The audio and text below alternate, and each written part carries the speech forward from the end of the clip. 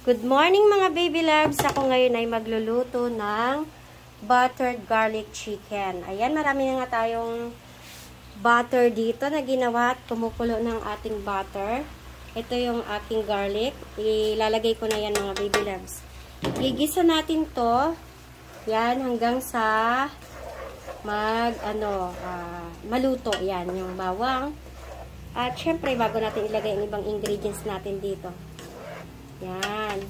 Titimplahan natin yan ng kunting asin, mga baby loves ko. Yan. Kunting asin. Then, kasi may lasa na yung nakamarinate na yung chicken natin. Kaya, kunting asin na lang at mayroon tayo ditong paminta na powder. Teka lang mga baby loves ko ha. Lalagyan ko yan ng powder na paminta mga baby loves. Yan. Pampalasa sa ating buttered chicken.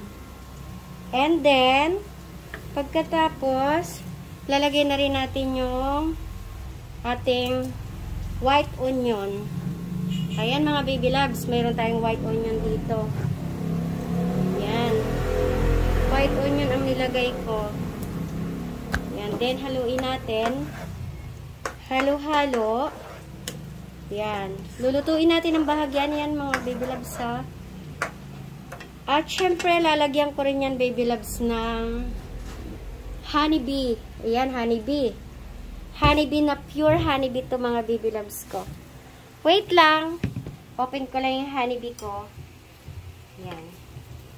Nandito tayo sa long video tayo mga baby loves. Ang minute lang. Ang aking honeybee ay tara mga baby loves ko, lalagyan na natin ng honeybee. Yan. Yan. Honeybee ang ilalagay natin dyan sa ating buttered garlic chicken. Ayan yung ating panimpla dyan mga baby loves.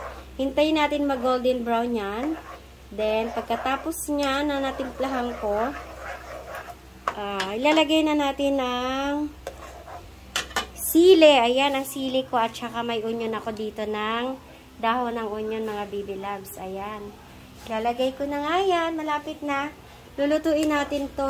Lutuin muna natin hanggang sa maging golden brown yung aking bawang. Wait lang muna. Thank you sa panonood. Papalo naman ng aking page, Rochelle Zona Pos, and pa-share ng aking video. Thank you!